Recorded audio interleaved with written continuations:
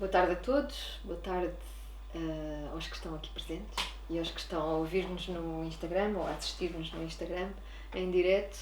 Hoje tivemos connosco aqui na Rama, temos connosco o Rui Horta Pereira, que convidámos para vir acompanhar-nos aqui nas Studio Visits ao longo do dia, conhecer o trabalho dos artistas que estão agora em residência, conversarmos sobre aquilo que está a acontecer aqui e sobre uma série de outras coisas, não é, que foram acontecendo ao longo do dia. E hoje estamos aqui para conversar, para conhecermos um bocadinho. O Rui é a segunda vez que vem, não é? Que vem visitar a Rama neste âmbito. Também já realizou uma outra conversa, creio que foi com o Paulo, não foi? Foi com o Paulo. Portanto, já é a segunda vez. Eu vou fazer, de qualquer forma, ler aqui uma pequena introdução ao contextualizar a persona do Rui Horta Pereira. O Rui Horta Pereira nasceu em Évora em 1975, vive e trabalha em Lisboa, estudou na Faculdade de Belas Artes de Lisboa e atualmente articula a sua intensa prática artística expositiva com a docência na ESAD, nas Caldas da Rainha, entre outras também atividades que já falámos. Trabalhando sobretudo nos territórios disciplinares da escultura e do desenho, tem explorado os muitos aspectos implicados nos processos da criação e a sua vasta relação com o mundo. O processo, a experiência, a permanente experimentação, a espontaneidade e a falha alimentam o seu fazer e permitem-lhe a assunção de um questionamento que é intrínseco ao próprio fazer. O seu entendimento alargado acerca do gesto de criação e das suas implicações poéticas, políticas, sociais, éticas, pedagógicas, ambientais, atravessa a sua prática, abraçando a liberdade como valor orientador maior de todo este processo. Expõe regularmente em Portugal e fora também, e a sua obra encontra-se representada em inúmeras coleções institucionais e particulares. É representado pela Galeria Salgadeiras, Arte Contemporânea, e atualmente apresenta uma exposição partilhada com a Isabel Abu Inglês na Casa da Avenida em Setúbal. Já não está, já acabou. Não está. Pronto, então tenho Acabou aqui no domingo. Acabou no domingo. Mas bom, teve até há relativamente pouco tempo. Sim. E eu tive a oportunidade também de visitar a exposição, acompanhado pelos dois. Eu queria começar exatamente por esta ideia das residências artísticas e eu creio que na última vez que estiveste cá, o Paulo te perguntou exatamente se tu tinhas tido alguma experiência de realização de alguma residência e nessa altura acho que tu disseste que não tinhas tido essa experiência. Entretanto, o tempo passou e eu sei que tu fizeste em 2023, Em 23. tiveste uma experiência numa residência na Rábida, não é? No Celeiro, sim. Gostava que falasses um bocadinho dessa experiência e de como é que, de alguma forma, esse momento pode ter informado alguma alteração na tua prática ou pode ter produzido algum momento criativo específico que depois possa ter dado origem a outros caminhos. Bom, olha, obrigado Ana pelo convite, obrigado Paulo, obrigado aos artistas que estão aqui em residência por me terem convocado e por terem tido a disponibilidade de mostrar o vosso trabalho e partilhado comigo. Espero ter sido útil nas coisas que fui dizendo. Relativamente à residência do Celeiro, olha, eu acho que na realidade aconteceu aquilo que nós até falámos hoje um pouco aqui convosco, que foi tudo aquilo que eu tinha como expectativa a produzir lá e ao fim e ao cabo o que eu programei não aconteceu.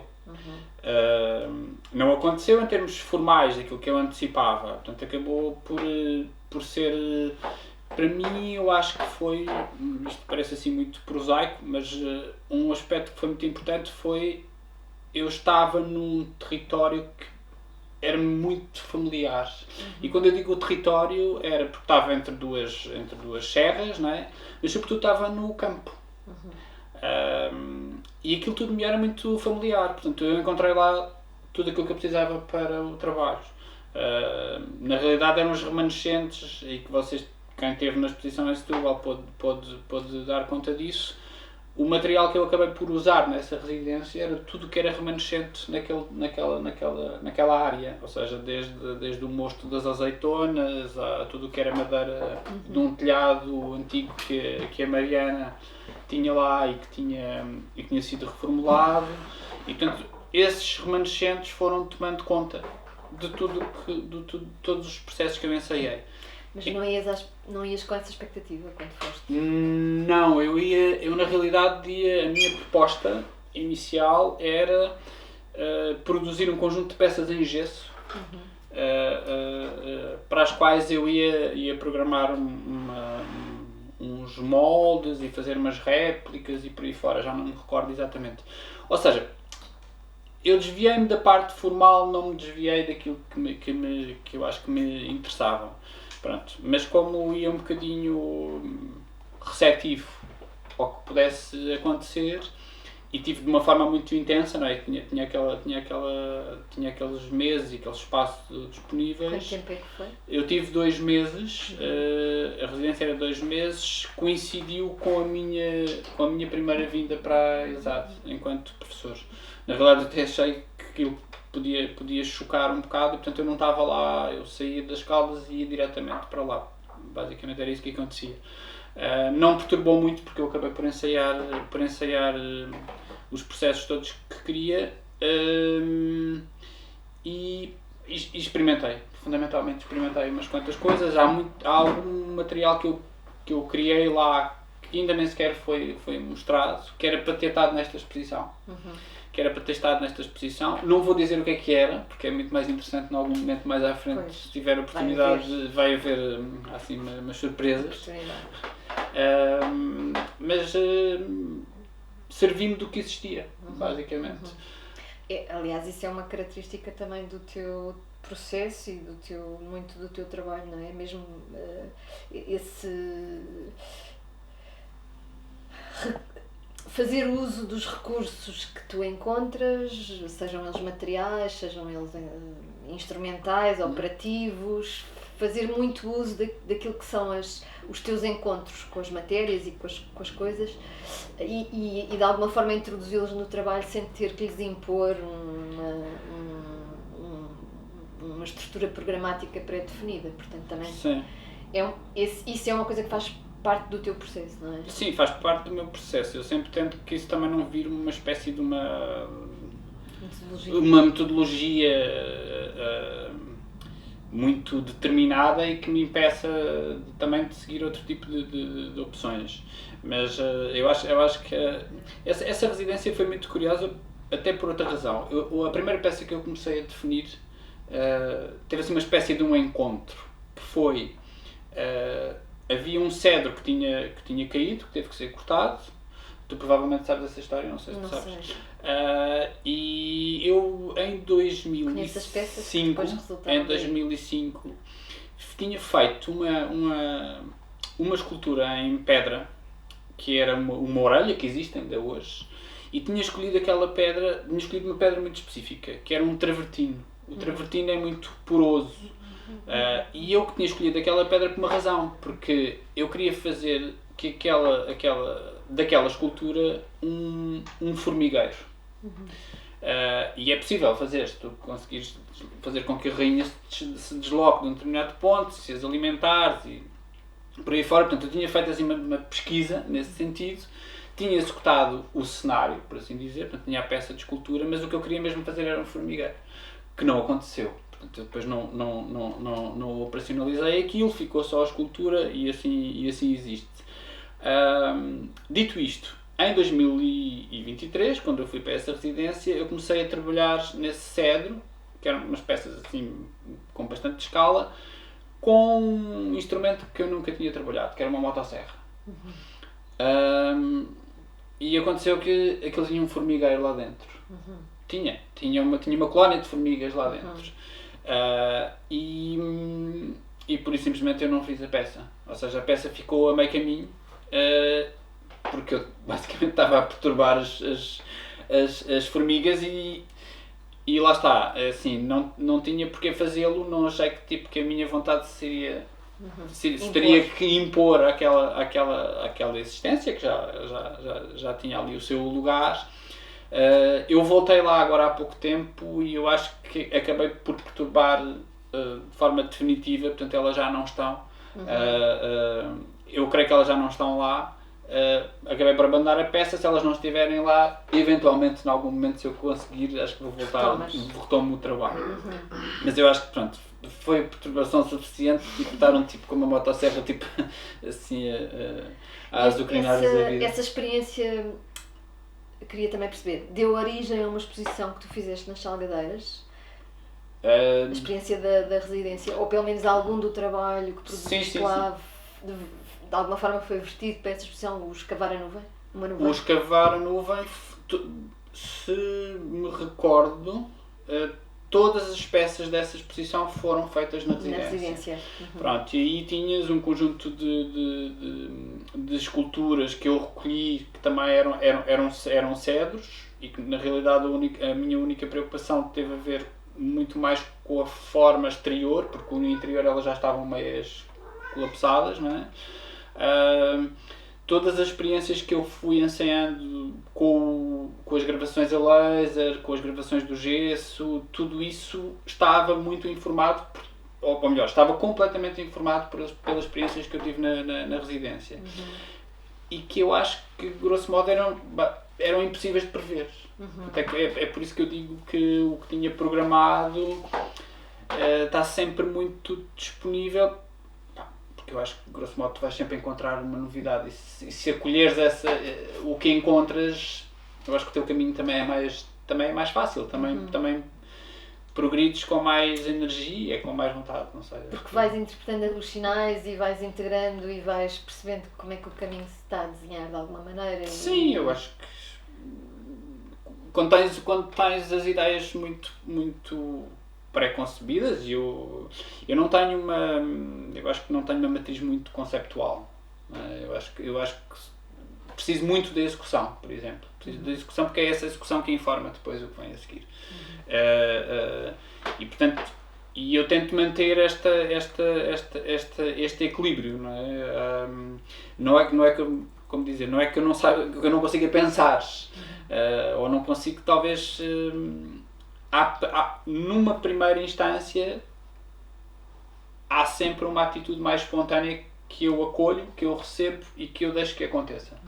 E a partir daí, sim, depois eu defino um bocadinho os processos ou aquilo que eventualmente me interessa em termos das formalizações. Mas eu acho que nunca acontece o contrário. É muito raro acontecer o contrário. É uma forma. Eu acho que é uma forma de... Ou seja, é raríssimo para ti construir o tal programa e executar o programa sem desvios ao programa. Acho que isso é... Muitas vezes não tens um programa propriamente definido à partida, não é? Sim. Porque podes ter gatilhos ou coisas que despoletem o processo, mas não o ter delineado e definido completamente, à partida, pelo menos, claro. Sim. Eu acho que os desvios te colocam questões novas. E é isso, é dessas questões que nós nos alimentamos um bocado, não é? São essas questões que te, não diria põem em causa, mas que te fazem dar um passo noutra direção, não é? E essa questão do risco, de uma atitude mais não sei, às vezes até se calhar um bocadinho ingênua, não é? Eu acho que te faz progredir de algum modo. Sem não ter receio, ser qualquer coisa muito pueril até, não é? e que tu deixas que ela aconteça. Portanto, um programa, ele pode existir, e existe em muitos casos, eu tenho, mas tem que haver um desvio. Ou seja, tem que haver qualquer coisa que me surpreenda num determinado momento. Essa ideia de acontecerem coisas que tu não sabes o que são, portanto não as preveres, não estarem pré-definidas, portanto não haver essa previsão no sentido de algumas podes, não é, entrever a dado momento do processo e se calhar podes conduzir mais aqui ou menos ali, mas teres sempre implicado essa condição de surpresa e de desconhecido. Eu acho que faz parte, não concebo que seja de outra maneira. Pronto, isto em si mesmo se calhar já é um programa também, não é? Claro, tipo, não, com certeza. De algum modo já é um programa, mas... E foi sempre assim, para ti? Ou tu recusar, ou noutro momento foi... Não, eu acho que foi de outra forma sempre e tu assim. já... Eu acho que quando me recusei a ser assim, acho que tem a ver com a conversa que a gente estava a ter há bocado. Caí vagamente numa armadilha e espalhei-me mal comprido. Expectativas sim, que não eram... Acho que me espalhei quase sempre. Também é bom, mas também é bom nós espalharmos de vez em quando. Acho que faz parte do processo. E nada disto, e lá está, tem uma margem em que há uma palavra que eu uso muito, que é esta questão de colapsar, que eu vos contava dos moldes, não é? Tipo, a questão do colapso pode colapsar, as peças podem não resultar, pode ser uma tragédia, não é? Tipo, pode correr mal. Tu recusas muito trabalho, há muitas coisas que tu não mostras, ou decides que são falhadas, totalmente falhadas? Não sei, eu às vezes não tenho bem a distância... No momento em que elas estão a acontecer? Não tenho essa distância, acho que continuo a não conseguir ter essa distância. Há uma coisa que eu tento fazer, que é um exercício que é... Uma vez o Noé e o Paulo perguntavam nesta exposição se eu conseguia retomar desenhos que tinha... Eu depois fiquei um pouco a pensar nisso e a refletir sobre isso. Não é uma coisa que me incomode, que me perturbe.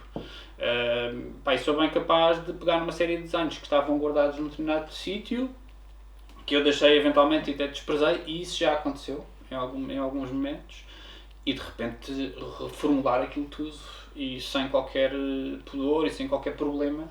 É uma espécie de... preciso fazer um desmame a dada altura, não é? Tipo, e largar determinadas coisas. Mas qual é que era mesmo a tua pergunta? Era no sentido de perceber se as falhas eram falhas definitivas e para sempre, ou se tu ainda mantens ali uma espécie de território limbo em que as coisas estão em espera e podem eventualmente ser olhadas com outros olhos não sei quanto tempo depois e reestruturadas. Por acaso não sei se assim tanto, porque quando são falhas claramente ou eu reformulo com alguma rapidez ou então são recusadas por simplesmente. Não as desprezo totalmente, porque eu acho que é muito bom olhar para elas mais tarde e perceber, ok, tipo, isto realmente não tinha... É uma espécie de consciencialização a posteriori, não é? Tipo, tu olhas e dizes, ok, isto não... Ou reconfirmação, de alguma maneira. Isto pois, realmente não estava em condições. As minhas intuições iniciais confirmam-se. Confirmam-se, tipo... Isso às vezes acontece-me quando inicio um processo e por alguma razão aquele processo não avança com uma determinada rapidez. E eu encontro qualquer coisa que diz, não, olha, a razão está aqui, tipo, isto não tinha como desenvolver-se, mas é muito algo intuitivo, não é assim uma coisa que eu consiga nem muitas vezes racionalizar sequer. E, enfim, esta prática dos objetos e dos processos que passam pelas 3 dimensões ou pelo mundo mais físico é uma coisa constante, mas a prática do desenho entendido e assumido como não, isto é desenho, tem este nome, também é uma coisa constante no teu trabalho. Eu queria perceber se o desenho ocupa de facto esse lugar, ou seja, de saber que o seu lugar no momento em que tu estás a fazer é nessa categoria do desenho, ou se ele tem também esses desvios e às vezes é outra coisa que já não é desenho, ou... Eu acho que continua sempre a ser desenho. Eu acho que é a minha, assim, talvez a minha matriz ou a minha prática mais regular. Eu acho é que ele é muito diversificado. Por exemplo, há um enquadramento para um conjunto para séries de desenhos que eu tenho, que não sei se algum dia as vou revelar, porque tu se observares aqueles desenhos, tipo, aquilo parece que é outra pessoa. Quando eu falava um bocadinho de reservar algumas coisas, é disto que eu estou a falar. Mas para responder à tua pergunta, ou seja, parece que não há um casamento em que aquilo que é visível e algumas coisas outro tipo de trabalhos que eu faço, e que são claramente desenho, são um trabalho de desenho, que aquilo não casa bem. Na minha cabeça, aquilo casa tudo. Mas eu lembro-me que na exposição que tu fizeste na Fundação Carmona e Costa havia assim uma série universos que coisas em choque, sim. aparentemente não podiam de facto. Sim. Eu acho que até na altura tu chegaste a dizer-me que já me comentaram que esta exposição podia ser uma exposição coletiva. O comentário é muito interessante, vou-te dizer porquê. O comentário não foi a mim diretamente, foi, creio que ao Manuel Rosa e à Hilda, e foi o Tolentino. Okay. O Tolentino entrou, creio que não estou errado, porque eles contaram-me, o Tolentino entrou na exposição e perguntou quantas pessoas é que estão nesta exposição. E eu achei maravilhoso. Eu achei mesmo maravilhoso. Está bem que estávamos a falar de situações de trabalho, né, que cobriam um arco temporal relativamente alargado. Pronto, alguns deles, algumas das coisas que estavam na exposição, algumas das peças, eram inclusive anteriores à faculdade. Como se eu não assistisse antes da faculdade. Não sei se parece assim uma coisa estranha. E isso era muito interessante. Até eu preparei a exposição com o Nuno Faria e tivemos a ver dossiês e imensas coisas antigas. Portanto, eram, sei lá, peças de 96, havia desenhos de 93, acho eu. Havia alguns desenhos de 93. Portanto, são tudo anteriores à faculdade. Portanto, essa diversidade talvez agora seja menos visível, menos notória, mas ela continua, sim, eu acho que ela continua de algum modo.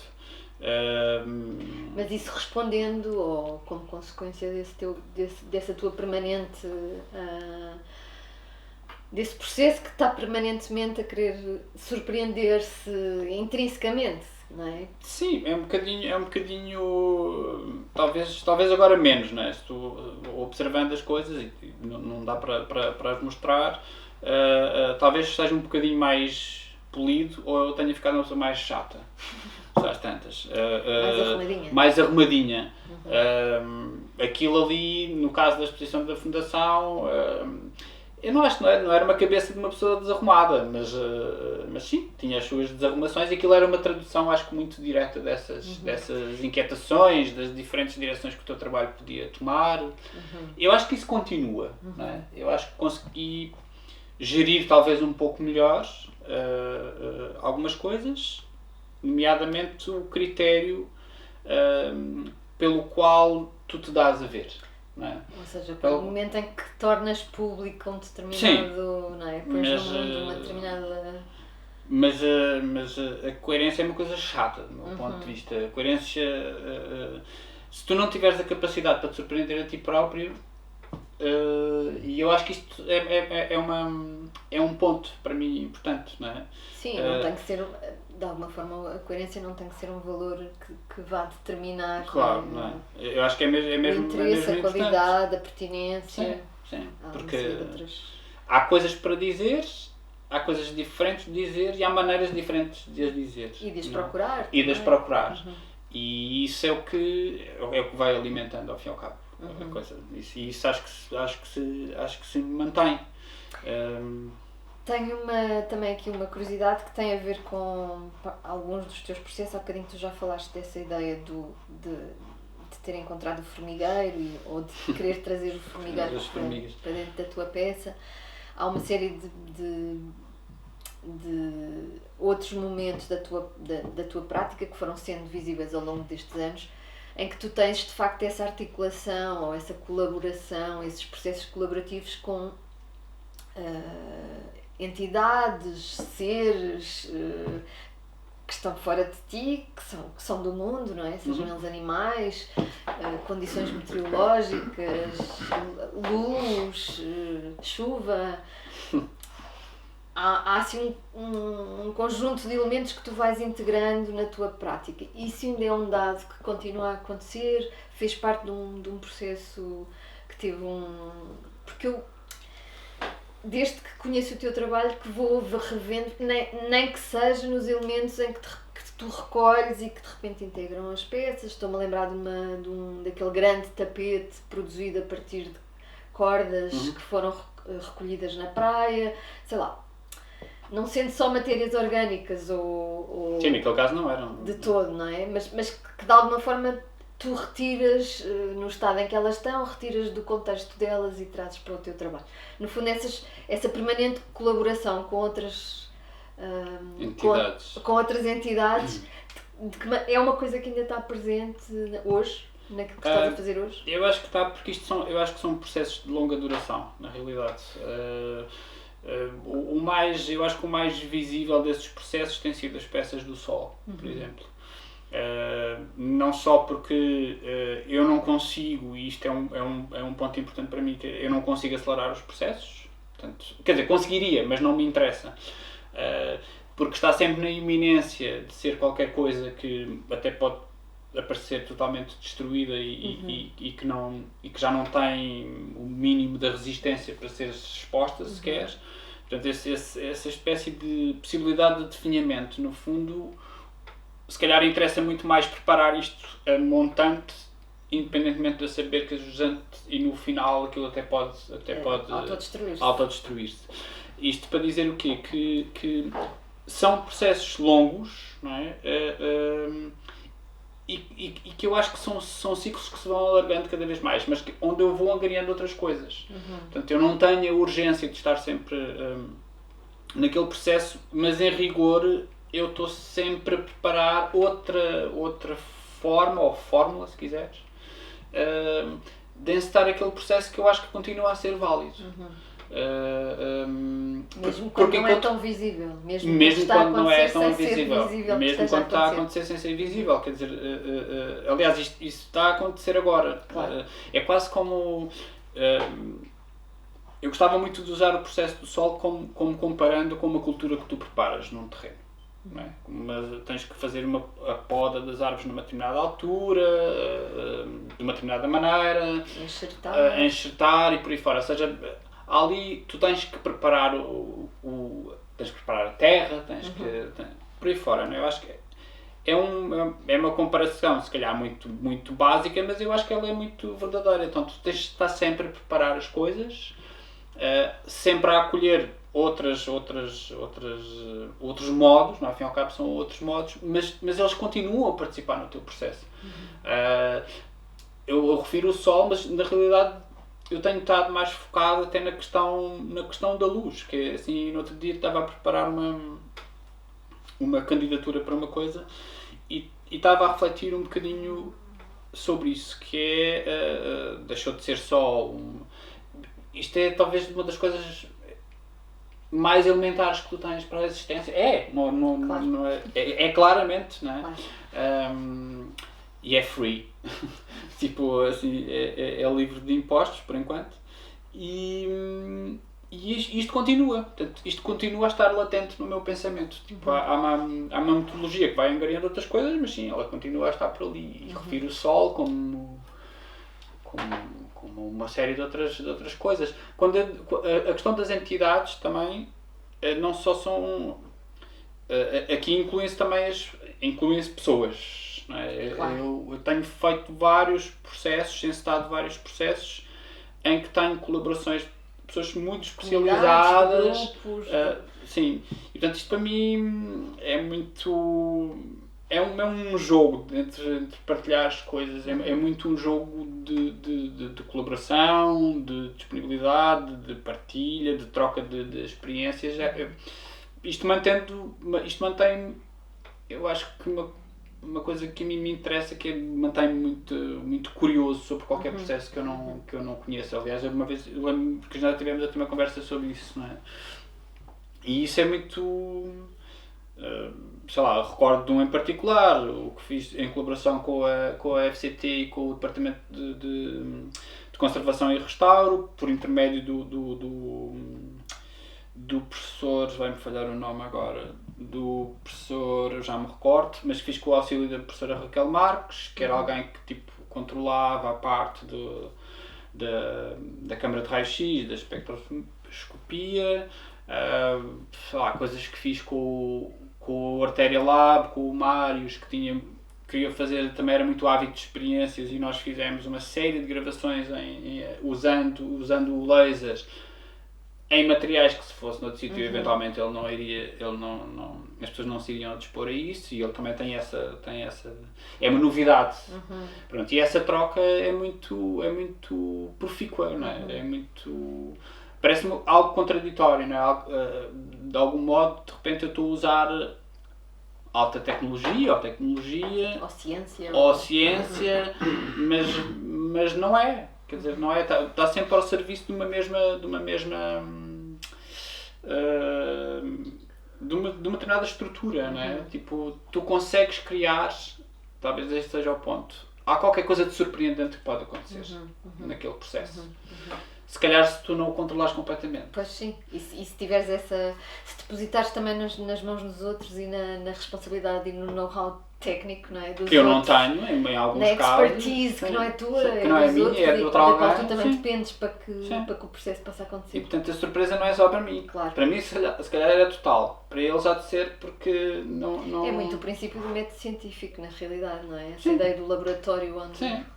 Eu acho que acontecem, mais do que se calhar o meu chamar-lhe devia chamar-lhe laboratório, não é? Não por acaso. Sim, mas esse paralelismo faz todo o sentido, não é? E em relação à maneira como o teu próprio trabalho pode alimentar o teu próprio trabalho, ou seja, eu sei que tu também há bocadinho disseste, há desenhos que eu recupero e que vou de repente dou-lhes ali olho para eles num momento deslocado no tempo em relação ao momento em que eles foram produzidos e percebo que lhes posso adicionar, que lhes posso retirar, que lhes posso reestruturar de alguma maneira. Eu sei que tu recentemente tens estado a desenvolver umas peças escultóricas, diria, tridimensionais, em gesso, que incluem também elementos que vêm... de outras que já deixaram de ser. Como é que tu chegaste a essas formulações? Basicamente porque eu tenho o hábito de guardar todas as coisinhas que se vão partindo pelo caminho, o que é comum, não é? Há um lado muito recoletor dentro do próprio ateliê, é um bocadinho autofágico, não é? Um bocadinho, mas claramente eu sei que aquilo podendo, não é? Podendo, eu sei que em algum momento aquilo vai alimentar outras peças. E quer dizer, é um processo muito comum. Eu guardo com o intuito de em algum ponto aquilo me vai servir. Acontecia uma coisa curiosa nesta exposição do meio que estava em Setúbal, em que quase todas as peças que estavam lá são peças inéditas, nunca tinham sido mostradas. E, por exemplo, uma peça que se chamava Hidra, que era aquela peça que tinha os fragmentos do lápis, aquela peça, se não me engano, é de 2010.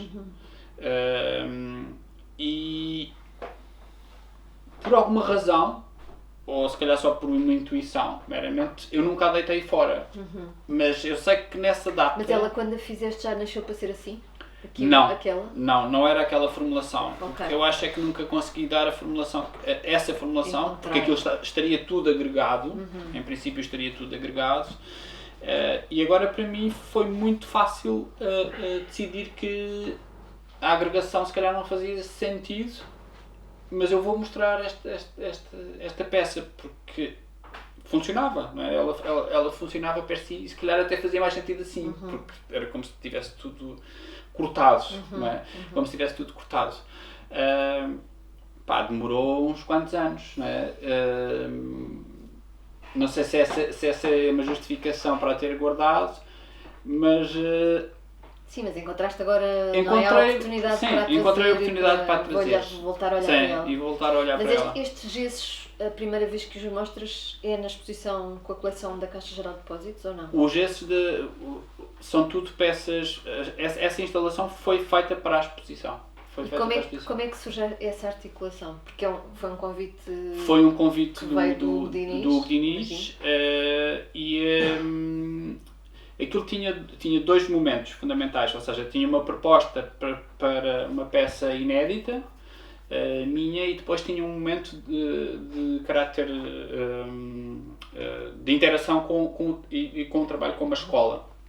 Na realidade, nós demorámos algum tempo a encontrar ali um formato, mas tinha a ver mais com questões logísticas, ou seja, como é que se ia à escola, se era a escola que ia ao centro, portanto, tinha a ver com uma logística. Depois encontramos um formato, e esta peça que te referes era um conjunto de 29 painéis, que eu escutei, portanto a peça nunca tinha sido mostrada, e esses gessos por acaso não tinham assim tantos fragmentos quanto isso. Ou seja, mas tinham cores, sim, tinham cores, que também é um elemento que volta meio voltando assim no meu trabalho, com o qual eu tenho uma relação assim particular que nunca consegui esclarecer, e acho que nunca vou conseguir esclarecer, mas entra sempre, e entra assim de uma muito derrompante. Normalmente quando entra assim com bastante força. Pelo menos foi isso que eu senti. Sim, é uma coisa muito poderosa.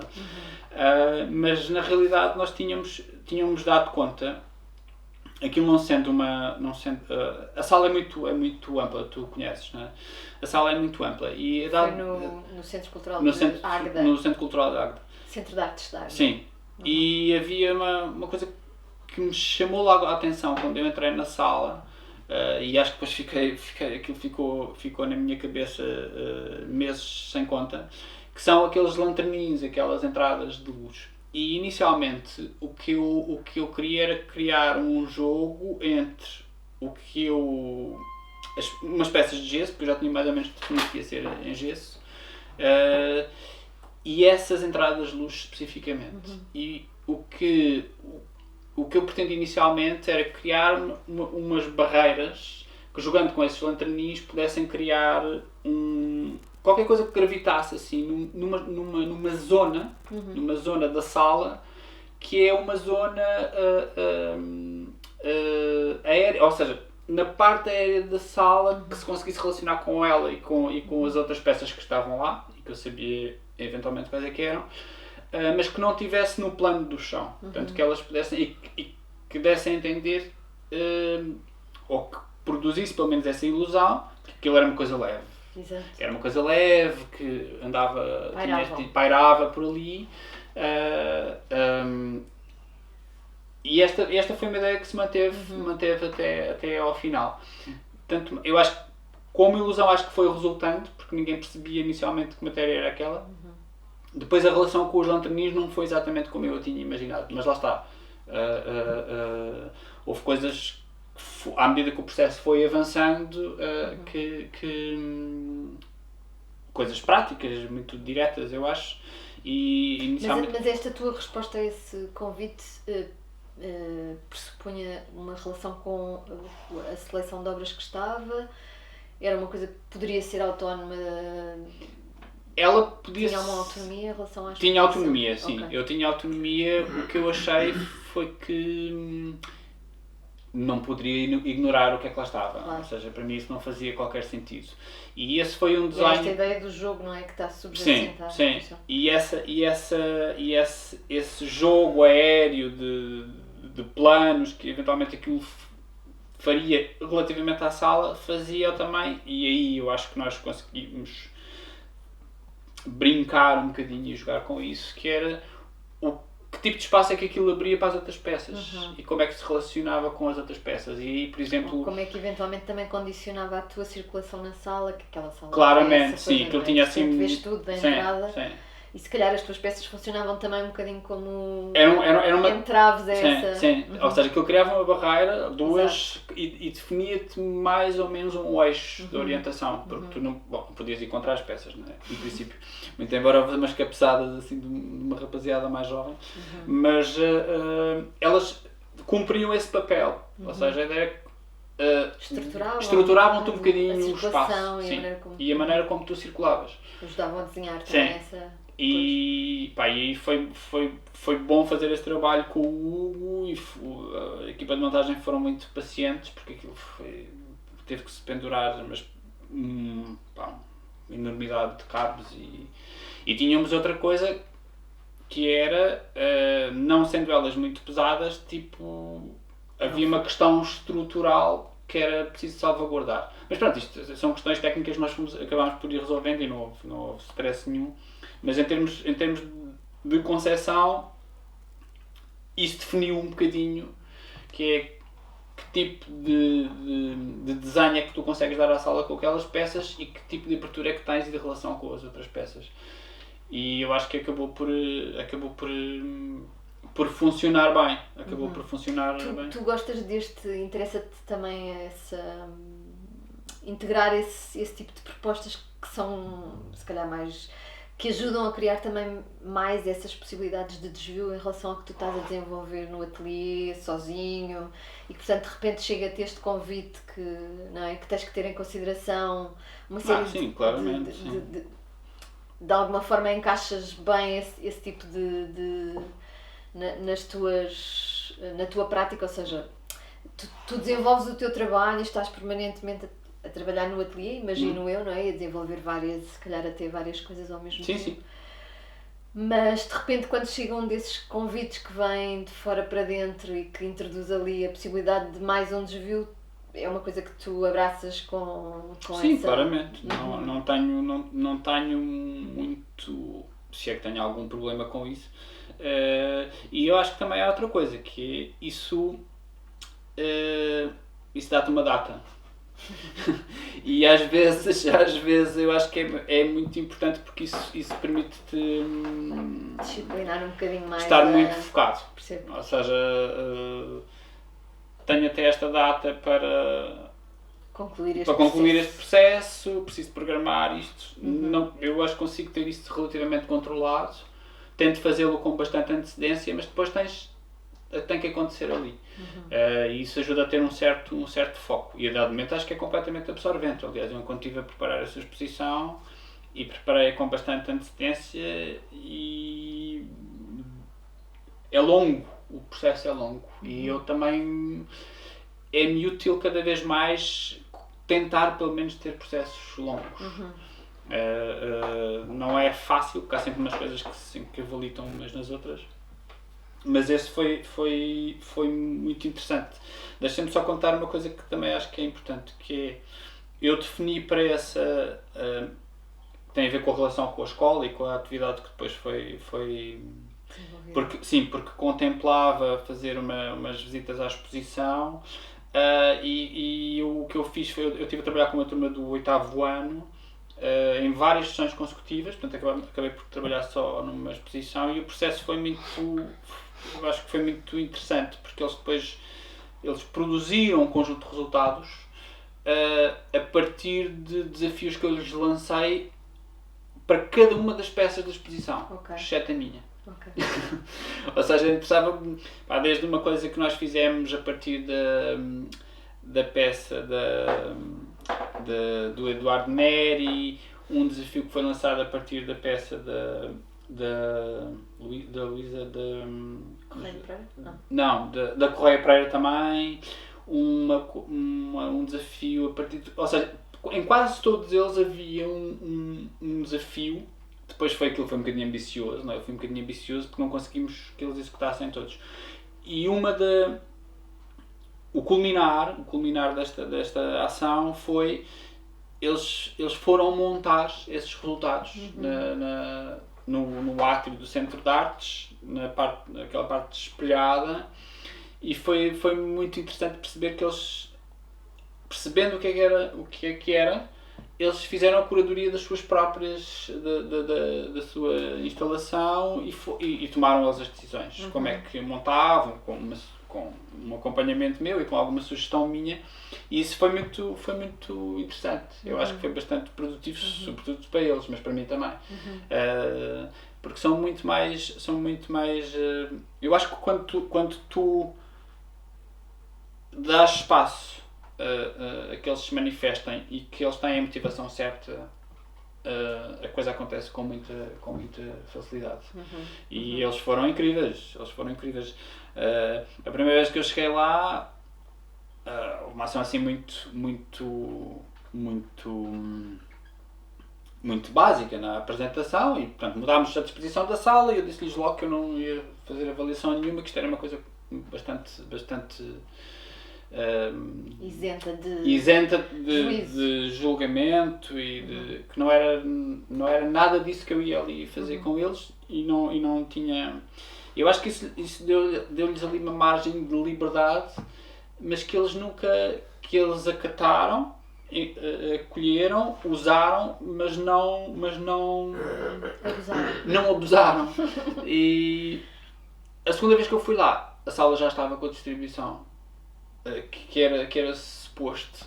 E portanto acho que eles encaixaram muito bem. Diga-se de passagem que os professores que os acompanhavam, o diretor da escola, a responsável da biblioteca, que é um motor de muitas destas ações, juntamente com a Helena, que é do Centro de Artes, também já há ali um trabalho. E é um trabalho que é preciso ser feito e que é preciso dar continuidade, porque isso que mais não seja deixa aqueles miúdos despertos para outras coisas. Claro, com certeza, absolutamente. Sim. Claro. E aquilo era uma escola até mais afastada, ou seja, não eram... Foi muito... Ali do centro mais urbano. Sim, aquilo que era mais direto, aquilo que seria mais direto. E isso foi muito interessante, portanto acho que correu muito bem. Falando disso, enfim, tu tens uma larga experiência também de práticas pedagógicas em vários contextos, e de alguma forma... Enfim, eu acho que tu és daqueles artistas que não têm para si próprio, não estabelece hierarquias em relação àquilo que é a prática artística e a obra, a prática pedagógica, a conferência, a visita guiada, as coisas estão de alguma forma para ti muito integradas num mesmo lugar, não é? Embora os discursos possam variar, obviamente, e as abordagens em cada um dos contextos, mas de alguma forma esse lugar de criação que tu queres manter alimentado, livre, não tão programático, continua a manifestar-se nesses territórios todos, não é? Creio eu, pelo menos das... Sim.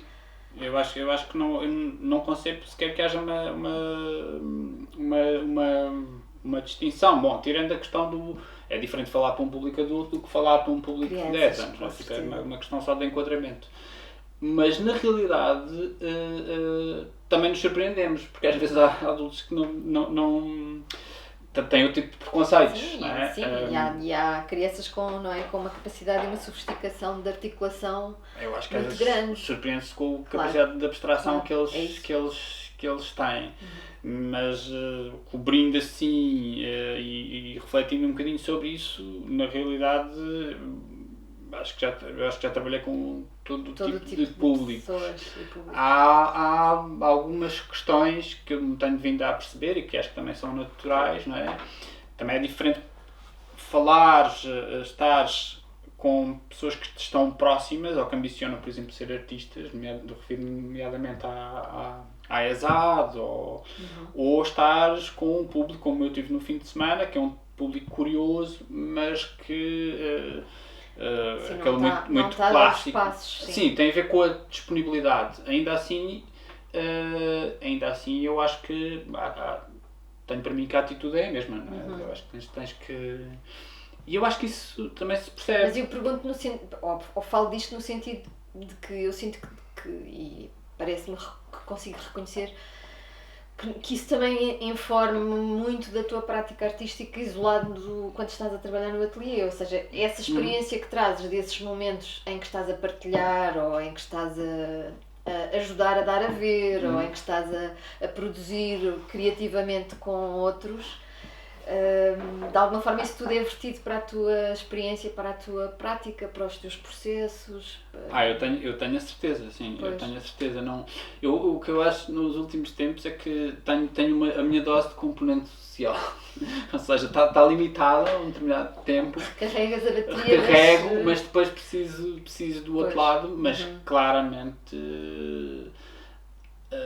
acho que seria muito difícil para mim isolar as coisas, isolar, não é? sim, não. E em relação ao trabalho do ateliê, já que falámos nisto, eu sei que tu tens neste momento 2 espaços de trabalho, não é? 2 ateliês, sim. Para além da natureza e do mundo e das experiências que vais tendo também, que de alguma forma também são trabalho nesse sentido, mas espaços físicos, tu neste momento divides-te entre dois espaços de Sim, trabalho. sim, tenho um ateliê mais antigo, que é o que tenho em Lisboa, que é assim uma espécie do ateliê dos limpos, e depois, por circunstâncias várias, consegui arranjar um espaço nas Caldas, que é o ateliê dos sujos, se quiseres, porque eu pó, Interessante essa madeira... organização.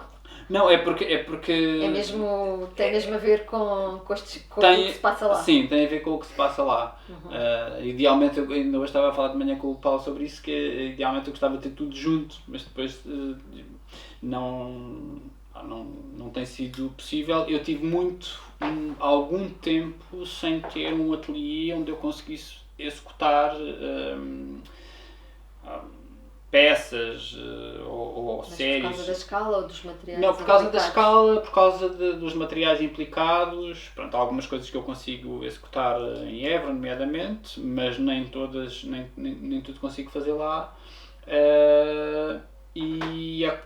Eu acho que há coisas que não são muito compatíveis. Não é? É muito difícil estar... Por exemplo, estas peças todas que eu fiz para a Águeda, em gesso, eu executei-as todas nas Caldas. Não houve uma única que eu tivesse feito... Até porque não fazia sentido, não é? Porque está tudo muito atulhado e está tudo muito cheio. Mas até mesmo essa divisão me ajuda de algum modo, não é? Tipo, há coisas que... Sim, há coisas... E organizar a semana de trabalho, sim, eventualmente. Ou seja, quando estou nas Caldas avanço de uma determinada maneira. E nas Caldas também tens uma série de recursos, até técnicos por ali, de empresas, de sim, que eu ainda lojas, que eu ainda materiais. Não explorei assim por aí além, mas, Muito bem. Mas sim. Vamos ter que terminar, mas eu gostava só de que tu nos falasses um bocadinho das coisas que estás a fazer agora. O que é que tens em mãos, o que é que tens planeado? Eu disse ao almoço, mas não vou dizer aqui. Está bem. Mas tens assim alguma... Tenho uma coisa que vai acontecer em setembro na Galeria, uma exposição que vai acontecer na... Já tem título? Tem. Isso posso dizer porque já é público, chama-se Pinot. É a exposição que vou fazer lá em setembro, no dia 17, acho que é isso que vai acontecer, e não tenho que me recorde, vou fazer uma colaboração também com a Aderno, que é uma... No Bussaco. Espera, deixa ver se há mais coisas. Tenho o doutoramento para continuar, aulas para dar.